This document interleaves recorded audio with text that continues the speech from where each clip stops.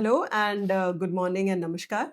मैं हूँ doctor Richa Pathak Purohit and मैं फाउंडर हूँ ऋचा केयर्स फाउंडेशन की। I am myself a senior legal advisor, फिलोंथ्रेपिस्ट।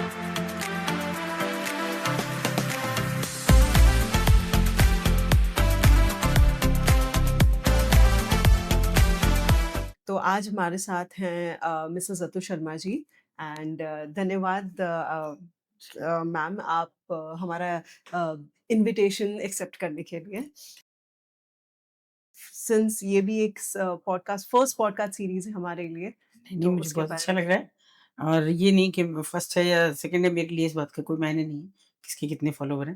मैं तो चाहती हूँ कि ये बात दूर तक जाए, लोग सचेत हों, जागरूक हों, जिस बात पे बात नहीं करते, चुप हो जाते हैं, तो चुप्पी तोड़नी होगी। इसलिए मैं तो कहीं भी मना नहीं करती हूँ और मैं एज़ यूजुअल बहुत बार आती रहती हूँ, कुछ पॉडकास्ट में भी आई हूँ, ऐसे इवेंट्स में भी आई हूँ, तो इसलिए वो कोई बहुत मेरे लिए अपरिचित अब नहीं रहा है। पर फिर भी हम जैसे छोटे शहर के लोगों के लिए परिचित तो है। और मेन हमारा संकल्प ऐसे अगर मैं कहूँ ऋचा तो संकल्प कोई अ, वाक़ई में संकल्प नहीं था। ये तो बस यूँ ही बन गया। 33 साल पहले और चूँकि हमको किसी के प्रति गिल्ट था, कुछ नहीं कर पाए, तो उसको लेके वहाँ पे जाना शुरू किया रेड लाइट एरिया में, अपने यहाँ लोकल में। काफ़ी बड़ा एरिया है हमारे यहाँ। तो बस उसको तो नहीं ढूँढ सके लेकिन उस जैसी और बहुत सारी मिली और फिर ये संकल्प हो गया। जी, तो चल रहा है 33 साल हुए हैं पूरे।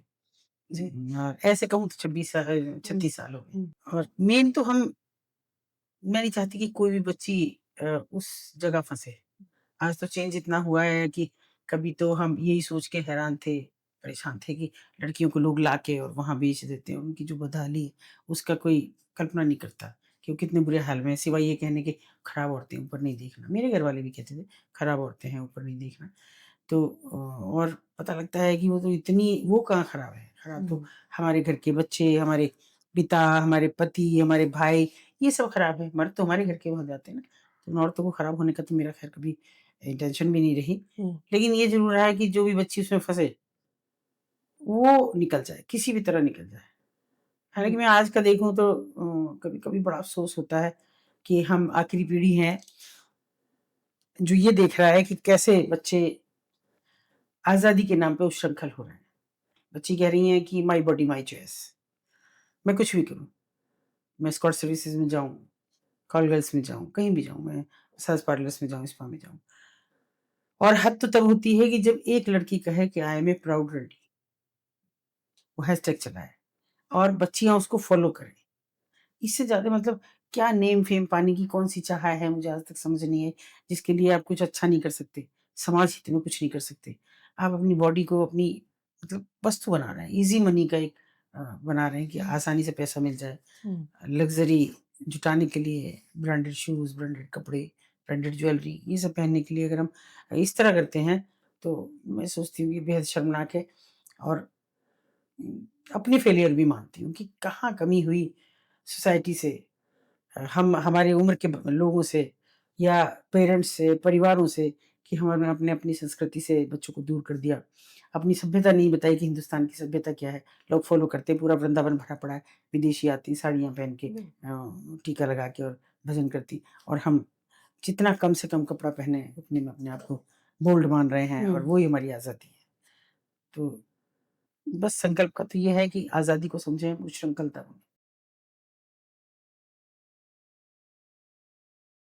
आप शर्मा जी, आप बताइए कि ये जो आपका जो फाउंडेशन है, जो आप इतना अच्छा खूबसूरत काम करते आ रहे हैं, वो किस तरीके से, किस हिसाब से आप ऋचा केयर्स फाउंडेशन के साथ भी जुड़ के हम ऐसा कुछ काम देखिए, काम पहले कर तो ये कर सकते सकते हैं? हैं, मैं सभी को कहती हूँ कि एक तो ये है कि जब से ये चला है कि माई बॉडी माई चॉइस तो हम थोड़ा-सा कई बार मुझे लगता था वहाँ निराश भी काम हैं। करते-करते मगर कि इतने निराश नहीं, मेरा रास्ते दूसरे निकालना भी हैं। एक लड़की को 6 महीने लग जाते हैं मुझे कम से कम, कि अच्छा, उसके साथ आई कॉन्टैक्ट करना, फिर अगर वो आ जाए हमारे आई कॉन्टैक्ट में तो फिर टच थेरेपी के ज़रिए उसको अपना करना, क्योंकि मालकिन से निगाह बचा के सारे काम करने हैं। और तब कहीं फिर वो दिन सबसे खतरनाक होता है कि जब हमें लगे लड़की हमको देख के मुस्कुरा भी रही है, कभी-कभी अच्छी लुक दे रही है, तो अब हमें कॉन्टैक्ट का रास्ता ढूँढना है।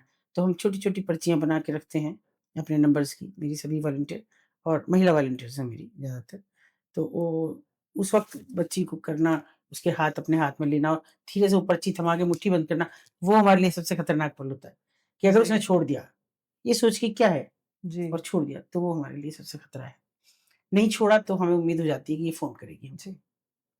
तो हमको 6 महीने लग जाते हैं। फिर धीरे-धीरे समझ में आया कि ये बच्चे इन्हीं के बच्चे हैं, चाय ला रहे हैं, कस्टमर को बुला के ला रहे हैं, लड़कियों को वहाँ भेजा जा रहा है अंदर केबिन में जहाँ उनके साथ हैं मर्दों के। तो ये दिखाया उनको कभी पे कि ये दे के आओ, कभी पानी के नाम बताया जा रहा है कि क्या हो रहा है और अ, देखिए वहाँ कोई दीवार, पर्दा दरवाज़ा तो कुछ होता नहीं है। केवल मान लीजिए इतनी जगह है तो इतने में भी 3 केबिन हो जाएँगे। बीच में 2 पर्दे लगे, सामने 3 पर्दे लग गए और बीच में एक-एक गद्दा डल गया तीनों में।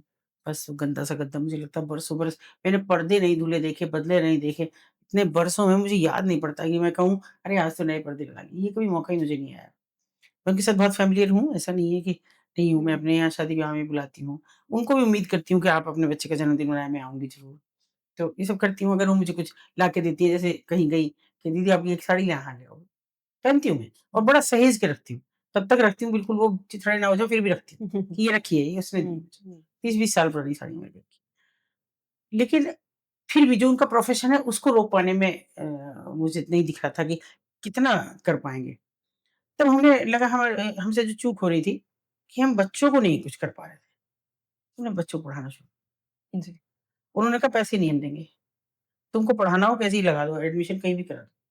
हुँ, हालाँकि पहली स्थिति हमें बड़ी खराब हुई जब हम पहली बार एक को कन्विंस किया वो पहले से थोड़ा कन्विंस्ड भी थी क्योंकि उसने खुद भी अपने भाइयों को पढ़ा के लिखा के बड़ा काबिल किया, आईपीएस हुई। हुँ। उनके अच्छा। भाई एक आईपीएस हुए, एक भाई वेटरनरी डॉक्टर हुए सरकारी। तो उनकी ही थी हिम्मत और बेटियाँ उनकी उस धंधे में। फिर वहाँ पे वो था। तो उसको मैंने कहा कि जो उसकी बेटे की बेटी थी कि चल इसका एडमिशन कराते हैं आज। अच्छा और मैंने कहा तेरा कोई खर्चा नहीं आज के बाद, हम करेंगे। हम चले गए वहाँ। हमने पूछा थोड़ा फ़नी है पर मतलब दुखी भी किया मुझे उसने। मैंने बताया चल पापा तब तक फ़ादर का नाम लिखा जाता था। अब तो माँ का नाम आप लिख सकते हैं। मैंने कहा बताओ क्या नाम है? और सोच के उसने कहा प्यारे मियाँ लिख दो। तो हम लिखने लगे। बोले नहीं, नहीं रुको, रुको, प्यारे लाल लिखो। फिर प्यारे लाल लिखने लगे। फिर उसने कहा अरे छोड़ो, तुम प्यारे मोहन लिख दो। मैंने कहा सुनो, प्यारे तो है ना? आगे नहीं है, मैं खाली प्यारे लिख रही हूँ, छोड़ो। वो मुझे ऐसा मुझे मेरे दिमाग में फँस गया हुँ, कि ये बड़ा खराब है। ऐसे तो हर किसी लड़की के सामने आएगी परेशानी आएगी, बच्चा सुनेगा कि मेरी माँ को नहीं पता कि मेरा बाप कौन है। उसके बाद से सबसे पहला तो हमने ये शुरू किया कि अ, मतलब पूरी तरह से सख्त किया कि अब मना कर दो, बिल्कुल मना कर दो। तुम्हारे सामने तुम्हारी ज़िंदगी पड़ी है, जैसी भी है, अच्छी-बुरी, जितनी खराब जी रही हो, उससे बुरी खराब तब जियोगी या और बहुत सारी बहुत दिक्कतें हुँ। होती हैं, सिफ़िलिस जैसी बीमारी हो जाती है। तो उनको समझ आया। तो अब उन्हें ये पता होता है, ये गाली नहीं रही जो कह दें कि भई उनका बाप का नहीं पता है, अभी उनको पता है कि बाप कौन है। पहला बच्चा जो क्योंकि मजबूरी है, पहला बच्चा तो पैदा बिल्कुल। करना ही है। तो उनको पता है। उन्हीं बच्चों के ज़रिए हमने बिल्कुल फिर टारगेट कर लिया कि अगर ये बच्चे पढ़ लिख के किसी काबिल हुए तो कल माँ से कहेंगे छोड़ और बहन को भी लाएँगे कि पढ़ाओ और टचवुड बिल्कुल, मेरे बहुत सारे बच्चे-बच्चियाँ पढ़ रहे हैं और बहुत बहुत खुशी कामयाब है। हुए हैं। दुबई में भी हैं 2 बहन-भाई, अभी शादी नहीं की है, दोनों एमबीए करके गए हैं।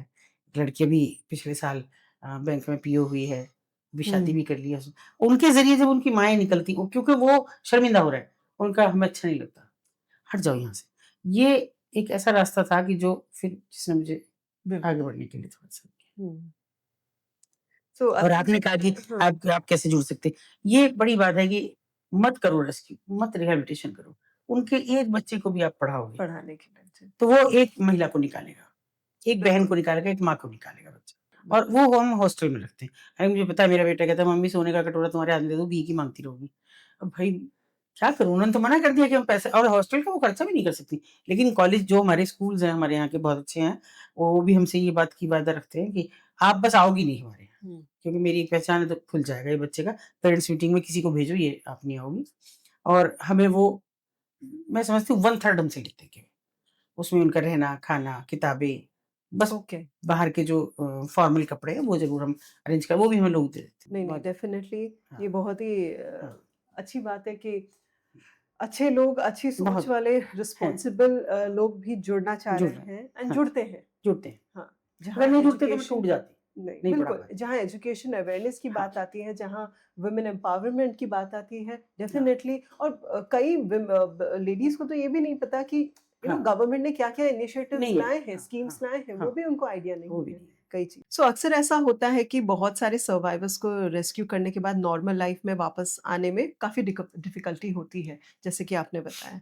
सो आपके हिसाब से जो इमोशनल, लीगल और जो सोशल सपोर्ट सिस्टम कैसा होना चाहिए ताकि वो डिग्निटी के साथ अपनी लाइफ दोबारा से शुरू कर सकें? देखिए, पहली बात तो ये है कि अभी तक भी एक्सेप्टेंस नहीं है सोसाइटी में। हुँ, इतने बरस बीतने के बाद भी एक्सेप्टेंस नहीं है। मैं इसमें कहीं इफ़र्ट नहीं लगाती हूँ कि हमको टोटली उनकी पहचान छिपा के शादियाँ करनी पड़ती। अच्छा, हमको ही नहीं, सरकार को भी। जी। जिनको हम नारी निकेतन भेजते हैं, सबकी हम ही तो नहीं करते, क्योंकि एएसटीयू में भेजते हैं। तो उनका जो लड़कियाँ नहीं जाना चाहती, बालिग हैं, तो कहती हैं तो उनकी शादी हम करते हैं। तो वो वहाँ जाती हैं, उनकी पहचान छिपाई जाती है। लेकिन हुँ, बड़ी बात ये है, हमें आज तक एक बच्ची की शिकायत नहीं आई कि उसने अपने घर जाके शादी करके और हाँ, कभी कोई शिकायत दी हो, कभी भी, आज तक भी। इवन मुझे अभी बड़ा सुखद है, 2-3 महीने पहले मेरे पास एक सज्जन आए, और ये नहीं मैं कहती कि मैं उनके बहुत बढ़िया घरों में शादी करती हूँ। हुँ, सब हैंड टू माउथ, हुँ, मज़दूरी कर रहे हैं, रिक्शा चला रहे हैं, पेंट कर रहे हैं, इस तरह का काम कर रहे हैं। तो लेकिन वो गाँव में भी हम करते हैं। तो किसी ने मुझे आके कहा कि जी आपने एक शादी कराई थी कई साल पहले, ऐसी किसी लड़की से हमारे लड़के की भी करा दो। उनको नहीं मालूम वो लड़की है कौन, असामी लड़की है वो। कह रहा जी इतना काम करता, वो भाषा भी नहीं समझती थी, इतना काम करती है, हमारे जानवर हैं उसके जिनके घर में शादी हुई है, उनका भी करती है, सब चारा-वारा, अपनी सास-ससुर की बहुत सेवा, और सबसे बड़ी बात है हँसती रहती है। वो थोड़ा मैं समझती थी कि ये ऐसी ही है, इसको इतने दुःख में भी पता नहीं है, बिना बात हँसती है। लेकिन वो उसकी आदत थी, हँसती रहती है, तो ये मेरे लिए है कि मेरी एक बेटी नाम रोशन कर रही है बस। अगर सोशल ऑर्गनाइज़ेशंस, लीगल प्रोफ़ेशनल्स और जो अवेयरनेस फाउंडेशंस जैसे हाँ, संकल्प और रचा कैस फाउंडेशन हाँ, मिलकर काम करते हैं, हाँ। तो क्या लगता है कि ट्रैफ़िकिंग और एक्सप्लॉयटेशन के खिलाफ फ़ाइट और स्ट्रॉन्ग हो सकती है, जहाँ और ऑर्गनाइज़ेशंस जुड़ें? बिल्कुल, ये इसमें तो कोई ये ज़्यादा से ज़्यादा बढ़े, देखिए बहुत कम लोग काम कर रहे हैं, बहुत कम लोग, क्योंकि शायद तरीका भी नहीं। श जैसे मैं अगर अपनी बात कहूँ तो मैं तो इमोशनली, मेरे लिए तो हुँ, ये पैशन है। तो पैशन के ज़रिए जुड़ी, चाहे मेरे हाथ-पैर तोड़ दिए गए, मुझे गालियाँ मिली, मुझे हर रेस्क्यू पे मुझे गाली मिलती है। जब भी ये करती हूँ, खूब मुझे गंदा बकती, लेकिन मैं अगले दिन फिर जाती, कि कल चाय नहीं पिलाई, इतना तुमने बदतमीज़ी की, मेरी साड़ी फाड़ दी, अभी मुझे चाय पिलाओ बढ़िया। तो मैं तो जाती हूँ अगले दिन फिर। वो कितनी चिल्लाती रहती, दीदी आपने ये कर दिया, कल ये कर दिया, बता देती। मैं बताए चला देती हो तुम, इसलिए अब चाय-वाय पिलाओ। ये तो मैं रखती हूँ उनके साथ। पर असली बात ये है कि आना आना और लड़कियों को ट्रैफिक बिगड़ के लाना, वो थोड़ी ला रही हैं। बिल्कुल नहीं। हमारे समाज के लोग हैं। हमारे समाज में ऐसे नर-पिशाच बसे पड़े हैं कि जो शादी के नाम पे, प्यार के नाम पे, नौकरी के नाम पे फँसा के लाते हैं। अभी अभी तो बहुत कुछ सुखद परिणाम भी आ रहे हैं पॉडकास्ट के ज़रिए। एक बच्ची ने हमको, मैंने 37 लड़कियाँ निकाली पॉडकास्ट शुरू होने के बाद। अच्छा, लगभग 2 साल हो गए हैं पॉडकास्ट में, और 2 साल में 37 लड़कियाँ निकाली इन्हीं के ज़रिए।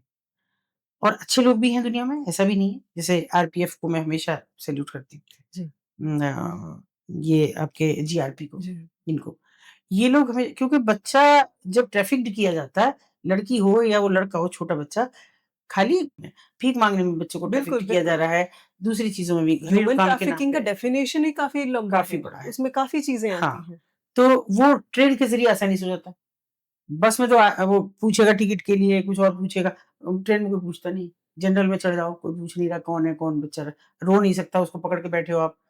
ऐसा ज़ाहिर कर रहे हो कि हम इसके हैं, वो बोल नहीं सकता दस जगह। तो जीआरपी ने हमेशा हमारा साथ दिया, आरपीएफ ने भी साथ दिया। तो एक बच्ची ने हमको कलकत्ता से फ़ोन किया और कहा कि मैं, मतलब फ़ोन नहीं किया, उसने मुझे मैसेज भेजा कि मैं यहाँ फँसी हुई हूँ और मैं दिल्ली की लड़की हूँ, मुझे निकाल दो, मेरी उम्र 16 साल। मैंने कहा, "ये मैं क्यों मानूँ कि तुम फँसी हो? हाँ, ये ट्रैप क्यों नहीं हो सकता?" मैंने लिखा ही, फ़ोन नहीं मिलाया। तो उसने कहा कि मैं अपना फिर भेजती हूँ। उसने एक आधार कार्ड भेजा मुझे, अपनी फ़ोटो भेजी और एक मार्कशीट की कॉपी हाई स्कूल की। तो मैंने कहा, "ये भी मैं क्यों मानूँ?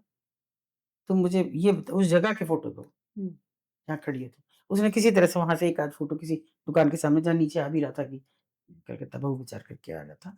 तो मैंने कहा, "फिर अब" अ, जब उसने लिखा कि कभी मुझे इस नंबर पे फ़ोन मत करना, मैं ठीक 4 बजे हर रोज़ आपको मैसेज करूँगी, मुझे निकाल दो।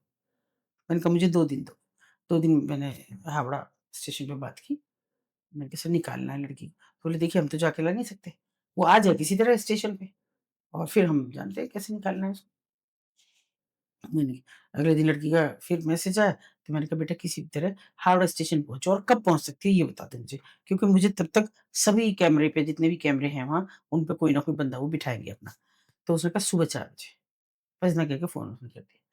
मैंने उससे एक बात और पूछी थी इस बीच कि तुम मैसेज भी कैसे कर रही हो? हुँ, तो बोली हमें 10 मिनट को मिलता है रील्स देखने के लिए बस और हमारे पास आईडी कोई रहता है। तो मैं जैसे झटके से आपको एक मैसेज करके फिर उसे डिलीट करती हूँ। जैसे ही मैं देखती हूँ आपका ब्लू टिक आ गया तो मैं डिलीट कर देती हूँ। तो उनको लगता है कि मैं ये देख रही हूँ। बहुत लड़कियाँ अब वो लड़की ने लेकिन हाँ, मैम हाँ, वो अगर डिलीट करेंगी, हाँ, तो फ़ोन तो दूसरे का ही है ना? तो वो हाँ। चेक करेंगे ना कि आपने डिलीट डिलीट क्यों किया है? कैसे पता लगेगा? कैसे लगेगा? वो तो डिलीट जो लिखा हुआ है डिलीट द मैसेज उसको भी तो डिलीट करेंगी। खाली वही थोड़ी। वो उसको पूरे के सब कुछ थोड़ी निकाल रहे हैं। उनको इतना तो अंदाज़ा ही नहीं है ना कि ये ऐसा भी कर सकती हैं। और उसके बाद वो अगले दिन उसने कहा मैं आज 4 बजे पहुँच जाऊँगी। मतलब उसने रात को जी, मुझे एक मैसेज जी। किया किसी तरह कि आज सुबह 4 बजे। मैं वहाँ सर को फ़ोन किया मैंने कहा सर आ रही हैं बच्ची और आपको सब कैमरे पे रखना। उन्होंने कहा आप चिंता ना करो। फ़ोटो-वोटो हम उन्हें सब भेज चुके थे और उन्होंने मुझे 5 बजे के लगभग फ़ोन किया। मैडम लड़की हमने रेस्क्यू कर ली है और हम अब आपसे बात नहीं करेंगे। इसकी सिक्योरिटी के पर्पज़ से पहले यहाँ से निकालेंगे हुँ, और उसके बाद आपको बताते हैं जी। कैसे पहुँचेगी। 1 दिन लग सकता है, 2 दिन लग सकते हैं। आप ये ना सोचें कि ये इंतज़ार करें कल ही, मैं हुँ, आपको बता दूँगा। खैर डेढ़ दिन लगा और बच्ची सुरक्षित अपने घर आई है। ऐसा लगा जैसे साँस आ गई। बहुत ले अच्छा। रहे लगे थे और लग रहा था कि सच है, क्या होगा, क्या नहीं। फिर ये जो एक्सेप्टेंस होता है, नहीं फैमिली एक्सेप्टेंस नहीं। बहुत वो भी तो बहुत दिक्कत देखिए वाली फैमिली है। एक्सेप्टेंस तो हो सकता है, सोसाइटी एक्सेप्टेंस कैसे? किसी को पता लग जाए, लड़की वहाँ से आई है ना? पहली बात तो हमारे यहाँ तो ख़ास तौर पे अगर यूपी में देखें आप भी यूपी से हैं, हुँ, वहाँ तो ऐसी हॉरर किलिंग हो जाती है अगर लड़की शादी नहीं कर ले हुँ, और वापस आ गई। हुँ। अभी कल एक लड़का मारा है, पीट-पीट के मार दिया। लड़की ने शादी कर ली थी 4 साल, शादी को हो गई, बच्चा है और अब वो ये सोच के मिलने चले गए कि भई अब तो मिलने नाराज़गी खत्म हो गई। बाप ने अपने दामाद को पीट-पीट के जान से मार दिया। तो हमारे यहाँ तो इतना बुरा है, हॉरर किलिंग है, तो लड़की कैसे आ जाएगी? और एनसीआर क्षेत्र में ही पूरे में ये हाल है। तो अब उसमें क्या है कि जब उसी की नहीं है, अड़ोस-पड़ोस को तो पता ही नहीं कि लड़की चली गई। अब वो घर आई है और वो अगर ये बता दें कि ये तो रेड लाइट एरिया में थी, तब तो उनकी कोई शक्ल भी नहीं देखेगा, उनके बच्चों की बिल्कुल, शादियाँ भी नहीं होंगी। नहीं होगी। उनकी तो उनकी, आगे वाले बच्चों की नहीं होंगी, कई पीढ़ियों तक। हुँ, हुँ। तो वो जब तक ये सोशल जो है ना चेंज नहीं आएगा, तब तक कुछ नहीं आएगा। तो क्या आपने कोई कोशिश की गवर्नमेंट के साथ भी एक वार्तालाप करने की कि हम ऐसा कौन-सा पॉलिसी या ऐसा कुछ ला सकते हैं जिससे ह्यूमन ट्रैफिकिंग देखिए हमने नहीं की, कम हो? लेकिन एक एक सो मोटो हुई। आपने क्या गंगूबाई देखी है? हाँ। उसमें एक सीन है जिसमें आलिया को बहुत मारता है। हुँ, ये सीन सच तो वो सारी फ़िल्म है, 80% सच है, लेकिन कुछ लिबर्टी तो निर्माता लेता है। उसमें एक्चुअली ये था कि वो सोनागाची की बच्ची थी और वो मर गई। इस कदर मारा उस किसी सैडिस्ट ने उसको कि वो मर गई। उसको केवल मारने में उसकी चीखों में आनंद था। उसका वो अल्टीमेट प्लेज़र था। मारने के बाद में वो भाग गया और थोड़ी देर बाद उन्होंने लड़की निकली नहीं बाहर। देखा तो खत्म थी। उसने थोड़ी मालकिन ने भाग-दौड़ की, कुछ मुकदमा लिखाने की कोशिश की, कहीं नहीं लिखी।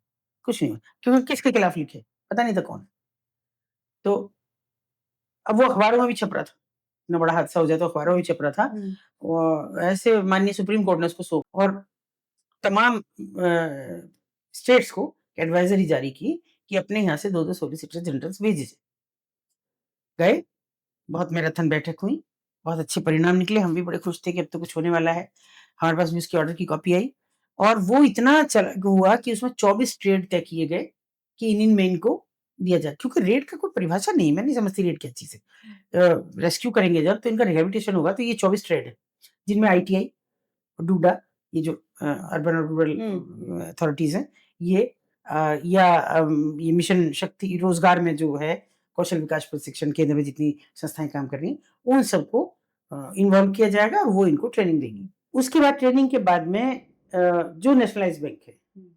वो इनको ज़ीरो इंटरेस्ट पे ब्याज वो देंगे पैसा बस अभी और ये उसको वापस करेंगे। उसके लिए बिक्री का सरस केंद्र है और जगह हैं जो हुँ। सरकारी चीज़ें उनमें मदद की जाएगी, एनजीओ की मदद दी जाएगी।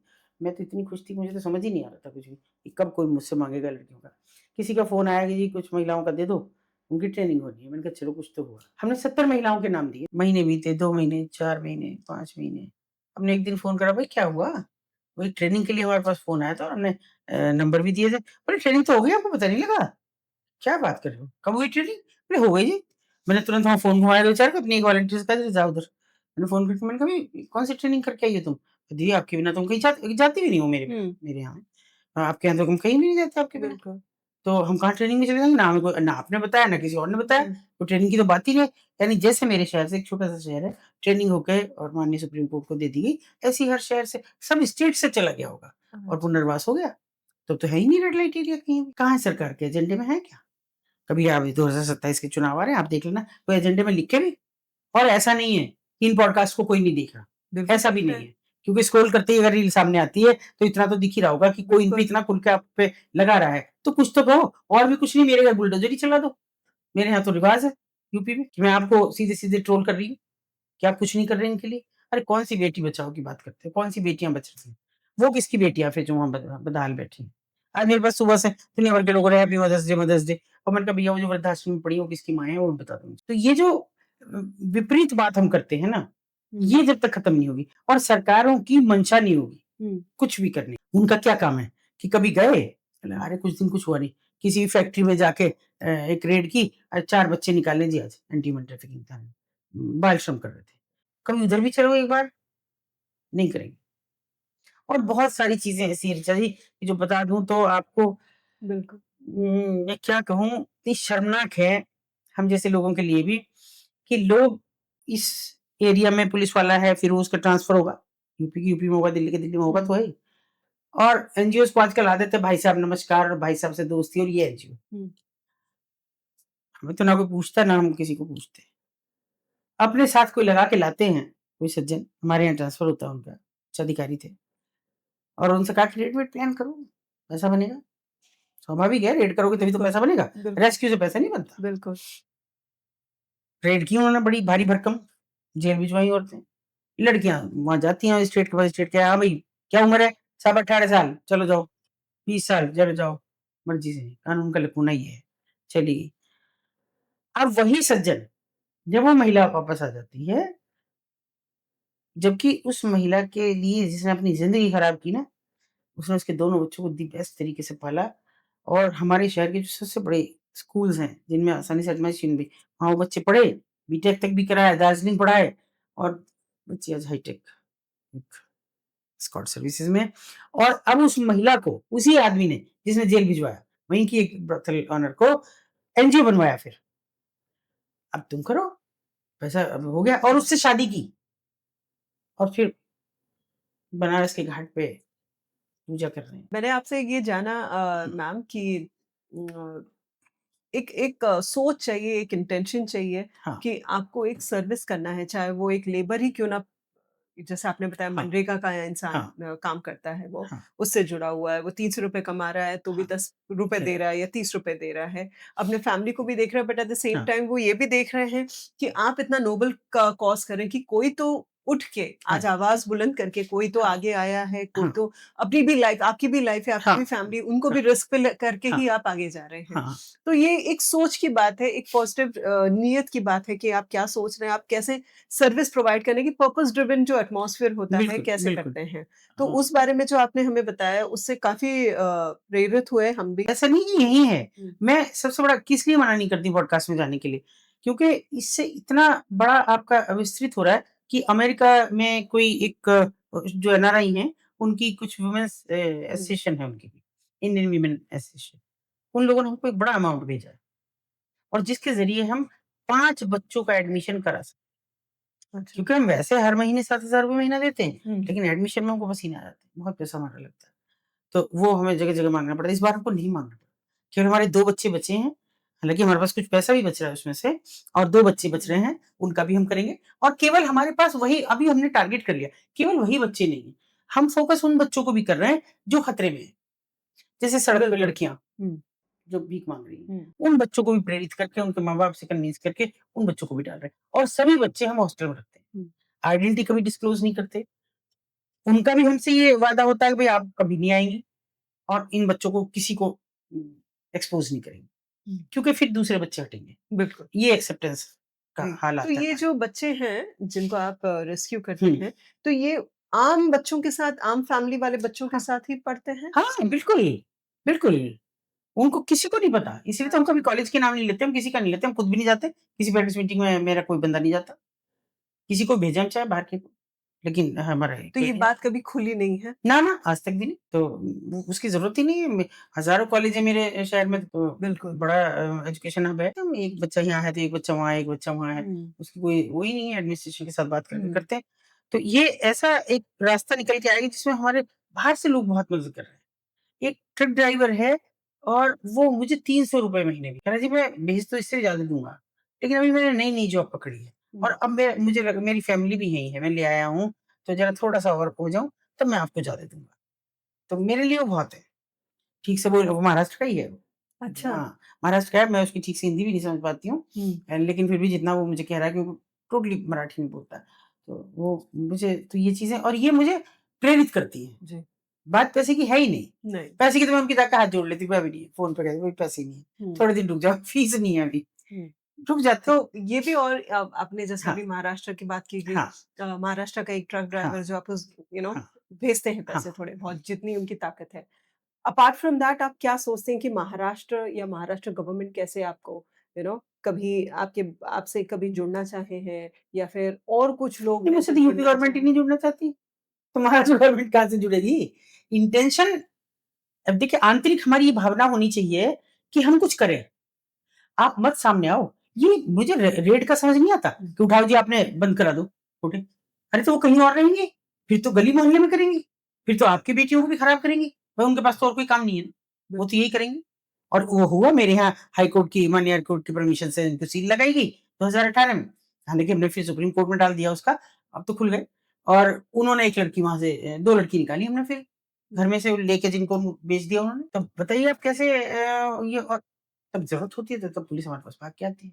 नहीं मिल रही लड़की। ये इससे ज़्यादा हैरत कुछ हो नहीं सकती है। बिल्कुल। क्या आपके पास संसाधन है, हमारे पास संसाधन नहीं है? मैं मैं कोई वही समझना चाह रही हाँ, हूँ मैम हुँ, कि कैसे आपको कैसे मदद की जाए इस सिलसिले से। ठीक है, एजुकेशन हुँ, का हाँ, हेल्प है, हाँ, फैसिलिटीज़ का हेल्प है, हाँ, वो सब हो जाएगा। हाँ, वो सब आम जनता करना चाहती है, हाँ, करेगी। हाँ, जहाँ-जहाँ ये सोशल हाँ, जो मीडिया के करता है वो आपके करता पॉडकास्ट है। हाँ, पहुँचेंगे, आपके मैसेज हाँ, पहुँचेगा, डेफ़िनिटली हाँ, ये चीज़ हो हाँ, जाएगी। बट अपार्ट फ्रॉम दैट एक बड़े एक एक बड़े कैनवास पे आपके साथ क्या काम किया जाए? सबसे बड़ा ये है कि जितना ज़्यादा कॉलेजेस में बात की जा सके। हुँ, क्योंकि देखिए अब कॉलेज, कॉलेज नहीं रहे। बिल्कुल। कि जहाँ बंदिशें थीं और चीज़ों को समझाया जाता था, वो रहा हुँ, नहीं है। हुँ, उन बच्चों के बीच बात करना बहुत ज़रूरी है। हालाँकि मुझे उम्मीद की किरण मैं नहीं छोड़ रही, क्योंकि जब मैं आप जैसे ब्रॉडकास्टर्स से मिलती हूँ, तो मुझे फिर एक नया उत्साह जागता है। ये भी तो बच्चे हैं। हुँ, मैं कैसे सारे बच्चों को ब्लेम कर सकती हूँ, कि सब खराब हो रहे हैं। हुँ। कॉलेज में अभी मैं टेडक्स में गई, वो इतनी गज़ब बच्चियाँ थीं, जिन्होंने पूरा आयोजन किया कि वो मुझे सैल्यूट कर रही थी, मैंने कहा नहीं मैं तुम्हें सैल्यूट करती ये कहाँ था? दिल्ली? हूँ दिल्ली। हाँ, अच्छा, तो ये ऐसा मतलब उन बच्चों से उम्मीद जगती है, बिल्कुल। तो आपका टॉपिक क्या था वहाँ? Human trafficking. Human trafficking. मेरा तो यही है। डेफ़िनिटली हाँ, बिकॉज़ ये द वही वही। और ये मैसेज भी हुँ, जाना चाहिए लोगों को, हाँ, हर इंसान को कि human trafficking is not limited to what work you are हाँ। Doing only with respect to the girls.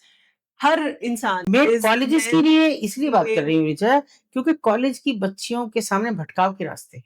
हाँ, तो वो समझ लें कि भटक तो जाओगी। मैंने बार-बार कहती हूँ कि तुम्हारे माता-पिता से ज़्यादा हितैषी तुम्हारा कोई भी तुम्हें किसी से प्यार हो जाए पहरा नहीं है। मैं अपना ही बताती हूँ कि मैंने तो उस ज़माने में शादी की है लव मैरिज। सोचो 50 साल हो जाएँगे शादी को। इतनी कम एज में कर ली, तो लेकिन कन्विंस किया ना घरवालों को। मत करो फिर। तुम्हें अगर किसी से प्यार है, उसे कहो कि मेरे घरवालों से मिल। अगर वो अच्छा लड़का होगा मिलेगा, बिल्कुल डाँट मिलेगा। खाएगा, मार खाएगा, मिलेगा और अगर नहीं होगा तो कहेगा पहले भाग जाते हैं। फिर हाँ, शादी कर लेंगे, हाँ। फिर मिल लेंगे। फिर आपको कहाँ भगा के ले जाएगा क्या पता है। यही तो प्रॉब्लम है हुँ, मैम कि आज की जनरेशन हो या पहले की हाँ, जनरेशन चाहे आप मूवीज़ में दिखा दो या हर चीज़ में दिखा दो, वो चीज़ वो अवेयरनेस कब कब डेवलप होगी ये लड़कियों में पता हाँ, नहीं। जब हाँ, वो जब वी मेट मूवी में भी वही चीज़ वही बताई चीज़। गई। क्या लर्निंग लेकिन है? मूवी का लेकिन ना आज असर नहीं होता लोगों को। जैसे हुँ, मुझे किसी ने कहा, मैं कॉलेज में गई, तो उन्होंने कहा कि अब जो आप बता रही हैं, इससे हमें लग रहा है कि जैसे हमारा कान, आँख सब खुल गया। हमने तो ये फ़िल्में देखी हैं, हम तो सोचते हैं ये बकवास करते हैं, बकवास ऐसा कुछ नहीं है। लेकिन जब आप कह रही हैं तो इसका मतलब है तो? मैं ये भी जानना चाहती हूँ मैम आपसे कि जैसे हमारा एक इनिशिएटिव था हम बीड डिस्ट्रिक्ट है महाराष्ट्र में। वहाँ पे जो कहानी है वो तो आप सुनेंगे तो और हाँ, दिक्कत वाली भी कि वहाँ पे हिस्टेरेक्टोमी हाँ, जो है कि वहाँ पे वूम निकाल दिया जाता है। वो आसानी से लेडीज़ मान जाती हैं जो लेबर्स होती हैं क्योंकि हाँ, वो क्या चाहती हैं कि हमारी छुट्टी ना हो, हाँ, हमें पीरियड्स की छुट्टी ना लेनी नल पड़े, हमको द तकलीफ ना हो हुँ, और प्रेगनेंसी के लिए उनको दी नहीं जाती छुट्टी। हुँ, तो वो हिस्टेरेक्टोमी पे बिलीव कर लेती हैं। तो उसपे हमने काफ़ी आवाज़ उठाई थी, काफ़ी अवेयरनेस भी क्रिएट किया।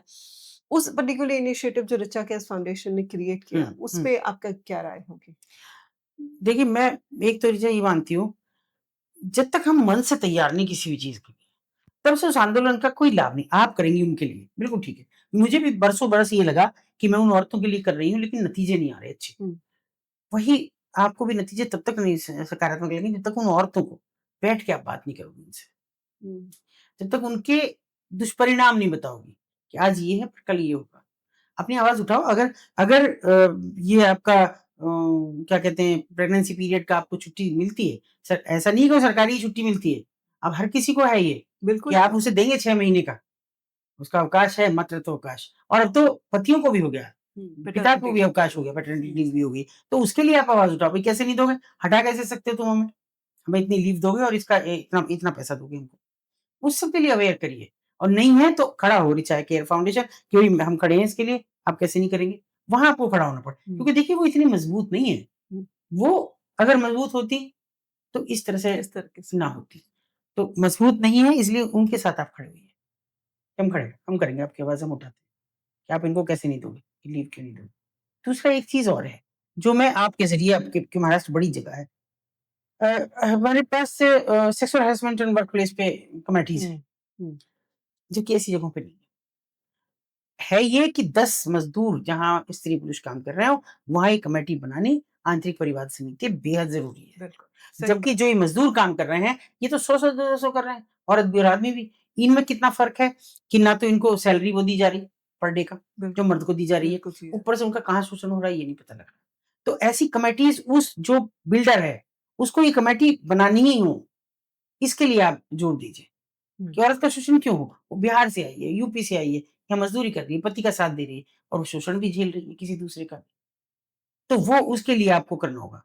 वो बात आप करें बिल्कुल। कि इंटरनल कमेटी बनाएँ हुँ, और कोई औरत छोड़ती है तो कोई बात नहीं, छोड़ दी, दूसरी आएगी। आपके तो 100 लोग रहेंगी, 50 लोग रहेंगे, बिल्कुल, 10 लोगों में बनती है एक कमेटी। वो कंपल्सरी करें। महाराष्ट्र सरकार को भी लिखें, सोशल मीडिया पे भी लिखें कि अभी तक इन जगहों पे नहीं बनाई गई है। तो मज़दूरों के लिए हर जगह ये मुझे समझ नहीं आता है कि हर जगह जो निचले तबके का आदमी है उसके लिए न कानून काम क्यों नहीं करता? जब तुमने 2005 में सेक्सुअल हैरेसमेंट कमेटी और वर्क प्लेस बनाई, शाखा समिति की ये चीज़ें बनाई, तब मज़दूर कहाँ छोड़ दिए आपने? मज़दूर औरतें कहाँ छोड़ दी? वो औरतें कहाँ छोड़ दी जो घरों में काम करती हैं? वो भी तो छोड़ दी आपने। वो भी तो किसी के ज़रिए आ रही है। महाराष्ट्र जैसी जगह में वो भी तो एजेंसी के थ्रू आ रही है ना। दिल्ली जैसी जगह में एजेंसी तो एजेंसी ने क्या कोई ऐसी आंतरिक परिवार समिति बना रखी है कि मेरी 10 औरतें जाती हैं, इनके साथ कोई सेक्सुअल हैरेसमेंट तो नहीं कर रहा? उनका वर्क प्लेस है वो, जहाँ वो जिन घरों में काम कर रही हैं। हुँ, तो उन घरों में वो आके बताएँ तुम्हें। ये इससे इनकार नहीं किया जा सकता। हुँ, वर्क प्लेस का ये मतलब नहीं है कि आप यहाँ 10 लोग काम कर रहे हैं, तो केवल यही हो। हुँ, आपने जहाँ उनको उनका वर्क प्लेस है, वो यहाँ काम करने के वो लिए भी भेजा। एम्प्लॉयी जो वो आपकी, काम वहाँ कर रही है। तो आप उनके लिए आवाज़ उठाइए।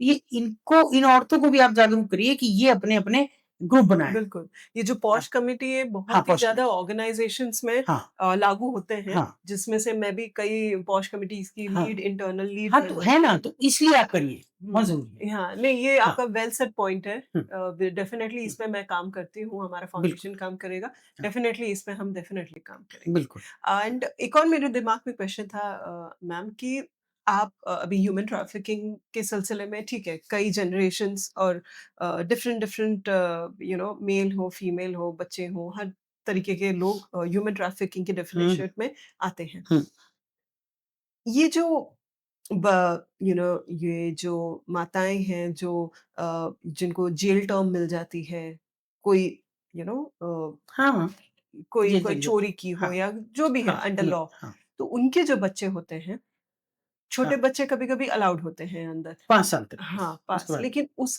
उसके अलावा जो उनके बड़े बच्चे हैं जो स्कूल जा रहे हैं, जो क्या है, उनकी मानसिकता को इम्प्रूव करने के लिए, अवेयरनेस करने के लिए और उनको हेल्प करने के लिए आप कुछ सोचे हैं आप कुछ? नहीं, बिल्कुल, बिल्कुल। देखिए, क्या होता है कि 5 साल बाद कह देते हैं कि भैया अब इसको जो भी कोई इसका नज़दीकी रिश्तेदार हो, वो ले जाओ बच्चे को, हुँ, वो ले जाते हैं।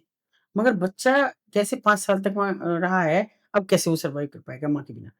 और उसके लिए एक बंद कमरा था, हुँ, वही सब कुछ था उसका। उसने तो बाहरी दुनिया देखी ही नहीं, ये बड़ा ट्रॉमा होता है। हुँ, उसके लिए मैं आपको एक उदाहरण से बताऊँगी कैसे इनको और मुझे लग रहा है एक आदमी ने बहुत नेक काम किया है, एक बच्चे को लिया है जेल से हुँ। और खुद का बच्चा नहीं पैदा किया इसलिए कि उसके पाले मगर वो बच्चा निहायत बदतमीज़ क्योंकि वो जेल में अपराधियों को देख रहा है हर जी, वक़्त। जी, वो सब चीज़ देख रहा है कैसे गाली-गलौज, कैसे मारपीट, क्या-क्या हो रहा है। बिल्कुल। तो बेटर तो ये है कि इसको जो जेल है, जेल के अंदर ठीक है, आप रखो, हुँ, 5 साल तक बच्चा रखा, हुँ, लेकिन उनके लिए क्रैचेज़ खोलो, वो चला जाए वहाँ जी, क्रैच में, है ना? हुँ, एनजीओज़ भी पहल करें। फिर नर्सरी जो प्री नर्सरी है, वो खोलो आप, हुँ, बच्चा बाहर चला जाए। वो दिन भर की एक्टिविटी देखेगा ही नहीं, शाम को घर आ जाए। हुँ, तो अब उसे दिन भर पता लग जाएगा कि मुझे यहाँ जाना है।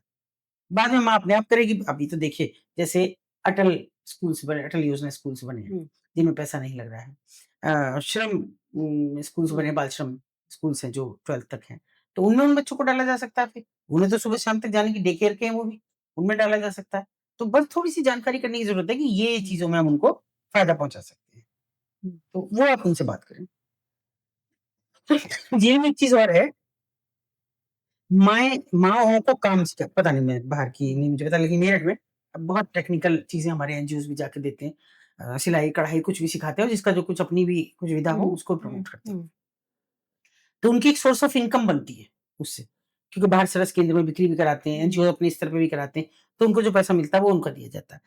उससे भी उस बच्चे के सर्वाइवल में एक मौका हाँ, मिलेगा मौका उसको। मिलेगा। कल जब उसको कहीं आप डे केयर सेंटर में डालेंगे, तो वो बच्चे को मिल जाएगा। हुँ, भले ही वो रात में आके किसी और फैमिली के साथ सो रहा है, जो भी जिसको उसकी केयर के लिए कहा गया है, हुँ, मगर इस तरह छोड़ा जा सकता है। और भी एक ये है कि अगर किसी को उम्र कैद हो गई हुँ, है ना? किसी महिला को तो उम्र कैद है, अब वो बच्चा बड़ा होगा, कैसे होगा? ऐसे बच्चे को फ़ॉस्टर केयर में कराइए। हुँ, अ, फ़ॉस्टर केयर जेजे एक्ट के अंतर्गत आता है। उसमें क्या है कि जिनके माता-पिता विपरीत परिस्थितियों में हों या ना हों या रखने में सक्षम ना हों, उन बच्चों को सरेंडर कर देते हैं। करेंगे वही माँ-बाप। हुँ, वो सीडब्ल्यूसी के सामने जाके कहेंगे चाइल्ड वेलफेयर कमेटी के हुँ, कि साहब हम पालने में सक्षम नहीं क्योंकि हम तो जेल में हैं। हमारी सोर्स ऑफ इनकम नहीं। इस बच्चे को कहीं फ़ॉस्टर केयर में डाल दो। तो जो रखते हैं इनको फ़ॉस्टर केयर में, उनकी भी शर्तें होती हैं। उनके अपने बच्चे नहीं होने चाहिए अच्छा। और वो माता-पिता नहीं होंगे, हुँ, कतई भी। वो उनके माता-पिता नहीं होंगे। वो उनको पूरा पढ़ाई-लिखाई हर चीज़ का खर्चा वो करेंगे। वो उनके गार्डियन होंगे, माता-पिता नहीं कहलाएँगे, हुँ, क्योंकि उसके लिए तो प्रोसेस है अलग। अब वो बच्चा जो-जो वहाँ पढ़ेगा, वो अच्छे से रखेंगे, स्वाभाविक है जिनका है नहीं बच्चा, वो कागज़ों में माँ-बाप नहीं है, लेकिन माँ-बाप की तरह रहते हैं, अच्छे से पढ़ाएँगे। फ़ॉस्टर केयर को हम इस्तेमाल नहीं करते। ये बड़ा ताकतवर एक एक्ट है। अच्छा। हाँ, उसको आप कर सकते हैं जेल में बच्चों के जिनके माता-पिता जेल में हैं, हुँ, उन बच्चों को फ़ॉस्टर केयर में देने का। उन्हीं पेरेंट्स को थोड़ा-सा कन्विंस करो कि आप सरेंडर कर दो बच्चे को। जिस दिन आप बाहर आओगे, आपको मिल जाएँगे, आप कर सकते हुँ, हैं। रोक नहीं है उसे फर्स्ट केयर में कि बच्चा नहीं मिलेगा माँ-बाप को, हैं? और वो इतना बड़ा हो जाएगा कि जेल काट एक कोई उम्र कैद काट के आ रही है, तो तब तक क्या बच्चा इतना छोटा थोड़ी रह जाएगा कि जो माँ की गोद चाहिए। ठीक है, माँ के पास रह लूँगा, नहीं इनके पास है। वैसे छोड़ते नहीं है ज़्यादातर बच्चे। हुँ, जिसमें हुँ, फोस्टर केयर में चले गए, वो फिर बच्चे दूर नहीं होते। बिल्कुल, तो ज़िंदगी बिल्कुल। तो बन जाती है कम से कम, वही इम्पोर्टेंट क्योंकि बात है। ये सबसे बड़ा है कि 5 साल के बाद उस बच्चे को चलो जी से निकाल लो। हुँ, बिकॉज़ उतना 5 साल तक तो कितना ब्रेन डेवलपमेंट हो जाता है कितना हो बच्चे का और जाता है और फिर सारा वो कुछ वो देखता है। उसको केवल माँ ही दिख रही थी। माँ के पास है, माँ के इर्द-गिर्द है और तो कुछ है नहीं उसके पास। कोई और रिश्ता नहीं है उसके पास। तो ऐसे बच्चों को अगर फ़ॉस्टर केयर में डाला जाता है और बेस्ट तो ये है कि उनको बहुत जल्दी फ़ॉस्टर केयर में डाला जाए। 1-2 साल का बच्चा अगर है, जी। उसको डाल दो। हुँ, तो बहुत बिल्कुल। ज़रूरी है।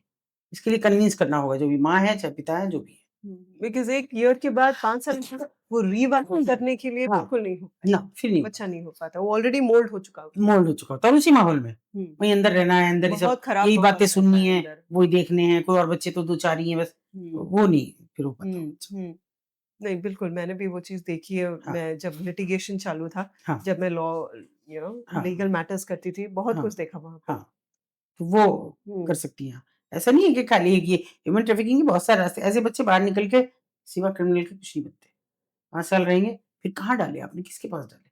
या तो नाना-नानी अच्छे रखे, दादा-दादी अच्छे से रखें, हुँ। वो तो पहले ही ले जा सकते हैं। हाँ, पेपर अगर है, लेके जाना ही हो वो तो। तो पहले ही ले जा सकते हैं। लेकिन क्योंकि वो अपराध करके अगर गई है, हो सकता है पति की हत्या करके, अभी जैसे वो लड़की गई है हमारे यहाँ की, जिसने सीमेंट कांड आपने सुना हो, नीले ड्रम वाला जो हुआ है। अब उसका बच्चा हुआ है वहाँ जाके, अभी तो उसका डीएनए टेस्ट चल रहा है। तो दादा-दादी ने कह दिया कि अगर हमारे बेटे का होगा तो हम रखेंगे, नहीं तो हम नहीं रखेंगे। और वो उसका है भी नहीं, तो सवाल नहीं उठता, वो तो था ही नहीं 11 महीने से ही है। तो अब देखिए जब वो जिसका बच्चा है, उसके पेरेंट्स रखें या तो, वो तैयार नहीं है। वो इसलिए तैयार नहीं है कि ना तो इसने इससे शादी की, हम क्यों रखेंगे इसका बच्चा, क्यों पालेंगे? तो ऐसे में वो बच्चा वहीं पलेगा। वहाँ पलने का मतलब ये है कि वो उतना ही क्रिमिनल माइंडेड हो जाएगा, जितना वो दोनों हैं। हुँ। पिता से तो मिलेगा नहीं, उसे कैसे पता ये पिता है, वो दूसरी बैरक में, माँ दूसरी माँ के पास रहते हैं माँ से। ऐसा भी नहीं है कि कंबाइंड कहीं बैठ के उनकी बात कराई जाए हुँ, कि ये माता है, ये पिता है, चलो उनकी ऐसी करा हुँ, दी, हुँ। वो भी नहीं। तो बहुत काम करने के लिए है जेल पे, इस तरह की चीज़ों पे जिन पे आप करें, हुँ, फ़ोकस करें ऐसे बच्चों पे। बिल्कुल। एंड और भी चीज़ें आती हैं जो आजकल का इतना ट्रेंडिंग माहौल चल रहा है। हमारे हिसाब से वो ट्रेंडिंग नहीं कहना चाहिए लेकिन ये नेगेटिव वे में ट्रेंडिंग हाँ, कि फ़ॉल्स जॉब ऑफ़र्स आते हाँ, हैं, फ़ॉरेन हाँ। आपको फ़ॉरेन में अपॉर्च्युनिटी आ रही है, आपको ये आ रहा है, वो आ रहा है, तो उस कॉन्टेक्स्ट में क्या हम कर सकते हैं और क्या आपका मैसेज होना उसके चाहिए? लिए सीधा-सीधा ही है, जाएगा कौन? वही ना जो कॉलेज के बच्चे हैं, जिनको जा रहे हैं आगे जाने की है कि विदेश जाना है, हमें ये जाना है। उन बच्चों को समझाओ, कुछ नहीं रखा है। अपने यहाँ ज़्यादा अपॉर्च्युनिटी, पढ़ो, लिखो, कामयाब बनो अपने यहाँ। अगर आपको याद हो, तो कोरोना के बाद बहुत तेज़ी से जिनके पास थोड़ी भी ज़मीन थी, वो गाँव लौटे, आईआईटी में। ऐसा नहीं है कि वो लोग नहीं लौटे। हुँ, तो अभी तो बहुत सारे हमारे पास ऐसे ऑप्शंस हैं कि आप बढ़िया ऑर्गेनिक खेती कर सकते हैं। कुछ और मशरूम और पपीता और दुनिया भर की खेती हुँ, को प्रमोट किया जा रहा है। इस तरह का आप कर सकते हैं। विदेश जाके आप क्या कर लेंगे भई? दूसरे के गुलाम हो जाएँगे, जब चाहे आप रह नहीं सकते ढंग से वहाँ। तो समझाओ उन्हें कि बाहर जाने का कुछ नहीं रखा। हुँ, जो आप यहाँ कर लोगे, ये बच्चों के साथ करने की बात है। ये सब कॉलेजेस में जाके कि आप ट्रैफिक हो गए कहीं एक बार, फिर अब अभी कोई बहका के ले गया, अभी मैं दिलवा रहा हूँ जॉब अपॉर्च्युनिटी है, रोज़ आ रही है आपके पास। आप चले गए, आपके उन्होंने पासपोर्ट, वीज़ा सब बनाया और उसके बाद वहाँ क्या हुआ? आपको वापस लौटना भी मुश्किल हो जाए। अभी कहीं दूर मत जाइए ना, अभी कल की तो घटना है। वो तो अभी दिसंबर में गया और रूसी सेना में जाके मेजर वो हो गया रंगरूट भर्ती, नीतिक शर्मा। कल डेड बॉडी आ गई, 6 महीने बाद डेड बॉडी। पता है दिसंबर को तो 6 महीने हुए भी नहीं। तो कहाँ से उसके 6 महीने हो गए? 6 महीने से उनका कहना ये है कि 6 महीने से बॉडी है मेरे पास। यानी कि वो जाते ही मर गया, शहीद हो गया पहले दिन ही। अब बताइए, वहाँ तुम अपने देश की सेवा नहीं कर रहे, तुम वहाँ चले गए, माँ-बाप अकेला बच्चा है 22 साल का और माँ-बाप बदहाल हैं। तो विदेश में ऐसा कुछ नहीं रखा भाई। अपने देश लौट आओ, मैं तो पीयूष मिश्रा को फ़ॉलो करती हूँ, मैं तो कहती हूँ जैसी बची है वैसी की वैसी बचा लो ये दुनिया, बस। इतना बहुत है, वरना तो वो भी थक गए, वो भी अब कहते हैं कि भगत सिंह गए छुट्टी में टॉम क्रूज़ को लाओ। हाँ, तो नहीं, नहीं। इसलिए अच्छा ये ऐसी है। चीज़ें तो हैं, हाँ, लेकिन एट द सेम टाइम हाँ, हमको खुश भी रहना है, हाँ, सोसाइटी को भी देखना है और जितनी इश्यूज़ चल रहे हैं, चैलेंजेस लोग फेस कर रहे हैं, उनको भी अवेयर करना है एंड साथ में अपनी जितनी पर्पस ड्रिवन हाँ, अप्रोच है कि वो हम भी। क्या सोसाइटी के लिए कर सकते हैं, हुँ, समाज के लिए जो कहते हैं कर सकते हैं। मैं भी उसी तरीके से कि लीगल प्रोफ़ेशन लीगल हेड थी हुँ, एल&टी में, हुँ, फिर टाटाज़ में काम किया, हुँ, फिर फ़ॉरेन में पढ़ी, सब हुँ, हुआ। हुँ, लेकिन जब आई तो अपने देश ही आई एंड देश आने के बाद यही सोचा कि अब ये यहाँ बहुत काम कर लिया है। सब हेड सब कर लिया, सब कंपनी को हेड कर लिया, सब हो गया। अब चलो जो चीज़ मुझे करना था वो नहीं कर पाई, वो अब नहीं, करना है। सैटिस्फैक्शन नहीं हुआ। नहीं देखिए सैटिस्फैक्शन एक हुआ। चीज़ और समझ लीजिए, बच्चों को जो समझानी है आपको कि आप विदेश जाओ, बढ़िया आपको जॉब ऑफर है, हुँ, खूब बढ़िया पैसा कमाओ, मगर आप मन की नहीं कर सकते। आप नहीं, सोशल इश्यूज़ पे आवाज़ नहीं उठा सकते वहाँ। नहीं, अपने देश में खुल के उठाओ, रोज़ धरने करो, प्रदर्शन करो, आंदोलन करो, कोई नहीं रोकेगा आपकी मुद्दों को उठाओ। आपको सैटिस्फैक्शन मिलेगा कि मैं कुछ कर रहा हूँ। हो सकता है तनख्वाह थोड़ी कम मिले, हुँ, मगर आप मुद्दों पे खड़े हो जाओगे तो आपको हुँ, पहचान मिलेगी ज़रूर बिल्कुल। और वो आपका सैटिस्फैक्शन हो। मैं अगर 62 साल की मैं अभी फरवरी में 62 साल की हो गई हूँ, तो मैं इस उम्र में अगर इतना कर सकती एक्टिवली हूँ, हुँ, तो आप तो जवान हैं, करो, हुँ, देश को बचाओ। जो कह रहे हैं ना लोग विश्व गुरु बन रहे हैं, हुँ, ठहरिए पे, कुछ नहीं है। कुछ नहीं। बेटी बचाओ, बेटी पढ़ाओ किसकी बेटियाँ हैं? वो अभी मुझे किसी ने मैसेज कर रखे हैं 8-10 आज हैप्पी मदर्स डे जो मुझे माँ कह के बोला। मुझे माँ कहने वाले बहुत लोग हैं। हैप्पी मदर्स डे मैंने कहा भैया वो किसकी हैं जो वृद्धाश्रम में हैं? उनको भी कह दो एक बार हैप्पी मदर्स डे। और इसका कड़वा सच और बताऊँ आपको, एक भी मुस्लिम वृद्धाश्रम नहीं है हिंदुस्तान में। अच्छा, सोच के बताइए। देखिए आप, ये हमारे माँ-बाप हैं। हम बड़े सनातनी बनते हैं ना, बड़े हम धर्म, धर्म, धर्म दिन-रात चिल्लाते हैं और भगवान की मूर्ति पूजा करते हैं और माँ वहाँ है। आए दिन हम दुर्गा पूज रहे हैं 9 दिन तक और माँ वहाँ है। ये हम ऋचा केयर्स फाउंडेशन में ये भी हमारा एक इनिशिएटिव है, इंटरजेनरेशनल प्रोग्राम, हाँ, ये जहाँ भी। पे वृद्धाश्रम में जो जो दादा-दादी, हुँ, हुँ, नाना-नानी जो हुँ, चीज़ हुँ, से अछूत हो जाते हैं, जो हुँ, छूट हुँ, जाती है उनसे हुँ, चीज़ की, हुँ। कोई आके उनसे हँस बोल ले, कोई आके उनको फ़ोन चलाना सिखा दे या हाँ, गेम्स खिला दे या हाँ, हँसी-मज़ाक चुटकुले हाँ, सुना दे, हाँ, वो चीज़ से वो वंचित हैं। वंचित। वो चीज़ हम हमारे फाउंडेशन से वो भी कर रहे हैं मैम, कि यंगस्टर्स के साथ जुड़ के हम यंगस्टर्स को भी वहाँ पे लेकर जाते हैं। उनके साथ भले वो बैठ के हाँ, हाँ, चेस बोर्ड क्यों ना चेस खेले, खेल के कैरम उनको नहीं आता लेकिन हाँ, उनको सिखाइए। इसका मैं दूसरा रास्ता भी आपको बताती हूँ, जो हम कर रहे हैं। हालाँकि अभी हम कम कर रहे हैं, हमारे पास अभी कम है। कुछ लोग ऐसे हैं क्योंकि छोटे शहर हैं हमारे, जहाँ पे लोग सामाजिकता को बहुत ज़्यादा अलग हुँ, रखते हैं। लोग बच्चे विदेशों में जाके सेटल हो गए और उन बड़ी-बड़ी कोठियों में माँ-बाप पड़े हैं अकेले। अभी 2 माँ-बाप 30 दिन बाद मरे, मतलब 30 दिन पहले पत्नी मर गई, कंकाल हो गई, उसके बाद पति भी मर गए और किसी को पता नहीं लगा। बेटे ने तब किया फ़ोन, जब बहुत दिन तक माँ से कोई बात ही नहीं हुई, तो जिस हालत में वो पाए गए ना, माँ के हाथ में टेलीफ़ोन था, लैंडलाइन। यानी किया होगा, बेटे ने उठाया नहीं। तब हमने ये शुरू किया कि हम हमारे बहुत यूनिवर्सिटीज़ भी हैं हमारे यहाँ अकेले शहर में 19 यूनिवर्सिटी। कुछ बच्चों को कहा सोशल मीडिया पे कि है कोई ऐसा कि जो किसी का 1 दिन के लिए माँ-बाप बने? और बहुत बच्चों के आए और हमने अभी 3 पेरेंट्स को ढूँढा है और जी, 3 पेरेंट्स के बाद हर सैटरडे संडे वो जाते हैं और वो ऐसा ये हमने पहले कह दिया कि तुम कुछ नहीं कर रहे हो। तुम जा रहे हो अपने माता-पिता के पास या दादा-दादी के पास। तो ऐसे ही दौड़ते हुए घुसते हैं घर में दादी है तो दादी क्या बनाया आज? क्या बनवाया? फटाफट बताओ मेरी ये पसंद थी। तुमने ये नहीं बनवाया, ये नहीं खाऊँगा। लड़ो, झगड़ो, कुछ भी कहो और ये वाला कपड़ा नहीं है तुमने तुम्हें ये साड़ी नहीं पहननी थी। ऐसे करो उनको लगे। जी, जी। तो इतने सुखद परिणाम है, बच्चे कहते हैं कि हम हमारी पढ़ाई पूरी हो जाएगी अब तो दूसरे को सौंप के जाओ। क्यों वो करते हो? और अभी बिल्कुल, किसी पॉडकास्टर ने मुझे कहा कि दीदी मैं भी करूँगा। मैं कहा कर लो। ये तो हम बहुत ही फुल बस। फ्लेजेडली कर रहे हैं मैम। हाँ, ये करो आप। ये बहुत अच्छी चीज़ है बिकॉज़ बहुत बढ़िया। मैं भी अपने दादी, नानी, नाना सबसे इतना जुड़ हाँ, गई हाँ, हूँ। अब हाँ, बाकी वृद्धाश्रम में हाँ, दूर-दूर जब जाती हूँ, मिलती हाँ। हूँ, जब उनकी सिचुएशन समझती हूँ एंड हर क्योंकि उनका होना है वो। बिल्कुल, हमें भी तो वही होना है फिर एंड वो हर कास्ट से बिलॉन्ग करते हैं, कोई हाँ, कैथलिक है, कुछ भी कोई हो। हाँ, मुस्लिम है, कोई हाँ, गुजराती है, कोई कोई मराठी है, भी। सब हैं, यूपी के हैं, बिल्कुल, सब हैं, आसाम बिल से हैं, वो सिर्फ फेस कर रहे हैं ये सब बिल्कुल, चीज़ें। बिल्कुल, सब चीज़ें क्योंकि बच्चों को भागने की बाहर आ गई है, तो ये नहीं पता कि तुम्हें लौट के आना है आना है। और उसी जगह पे आना है। तो इसलिए अपनी जड़ें मत छोड़ो, बच्चों को समझाओ आप लोग अपनी टीचर केयर फाउंडेशन के ज़रिए कि कब जड़ों पे रहो, मज़बूत रहो और माँ-बाप से भी कह रही हूँ कि अपना डंडा मज़बूत रखो। वो तो बहुत ज़रूरी है, बहुत ज़रूरी है। बहुत ज़रूरी है। सच में। मैं तो बात भी और बिना बात भी कहती हूँ, मेरे बेटा वो दोनों आईआईटीयन हैं। हिंदुस्तान की पहली एआई कंपनी है मेरे हुँ, बेटे एआई रिसर्च कंपनी पहली। अभी महामहिम में उसको सम्मानित किया। तो पर फिर भी मेरा तो ऐसे ही रहता है बस। मैंने कहा पूछूँगी भी कब आ रहा है भाई? मई में आऊँगा मम्मी। उससे पहले छुट्टी नहीं है? इसे भेज दूँगा पिशु को, बेटे को। तो 8 साल का ही है अभी हालाँकि। मैं पूरा रखती हूँ भैया। रखो, रखना चाहिए तुम भी रखो, तुम्हारे 2 बच्चे हैं। बिल्कुल। रखो अब से, क्योंकि बड़े होते-होते वो निकलने लगेंगे हाथ से। हाँ, खटखटाओ, देखो फ़ोन में क्या देख रहे हैं। मेरा तो बहुत हाँ, ही रहता है, बहुत बिल्कुल, ऑब्ज़र्वेशन रहता है। हाँ, हर एक चीज़ पे बस बहुत ध्यान देती हूँ मैं। रखो, रखना चाहिए बिल्कुल। बस सिचुएशन हाँ, ही ऐसी है मैम तो। हाँ, एकदम, जी, एकदम। थैंक यू सो मच ठीक है, मैम, बहुत अच्छा लगा। इतने इतने चलिए अच्छी मेरा बातें हुए जय नहीं, नहीं, इतनी अच्छी बातें हुई कि हमको काफ़ी चीज़ें जानने मिले हुँ, और क्या हम आगे कर सकते हैं, वो भी जानने मिला और बिल्कुल, आपके साथ जुड़ के कैसे ऋचा फाउंडेशन एंड सनकल्प फाउंडेशन कैसे काम कर सकता है बिल्कुल मैं एंड आप जितना भी बच्चों कुछ को बताइए। समझा सको, उतना हाँ, कॉलेजेस में जाओ, इंटर कॉलेजेस में जाओ, हुँ, क्योंकि वो उनके भटकने की उम्र शुरू होने वाली है कॉलेज जाते ही, बताओ उन्हें। जी। और आप थोड़ा ख ऋचा कैस के बारे में बताइएगा।